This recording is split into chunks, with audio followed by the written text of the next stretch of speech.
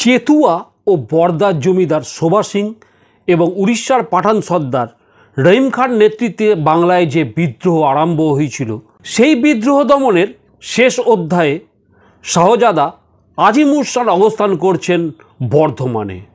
সেই সময় ইংরেজ বণিকদের পক্ষ থেকে ওয়ালস এবং খাজা সুরহাদ 1698 খ্রিস্টাব্দের মার্চ মাসে আসেন শহর বর্ধমানে। গোবিন্দপুর, সুতানুটি এবং ডিহি কলকাতা এই তিনটি গ্রাম কিনে স্থায়ী বন্দোবস্ত করতে আসেন তারা।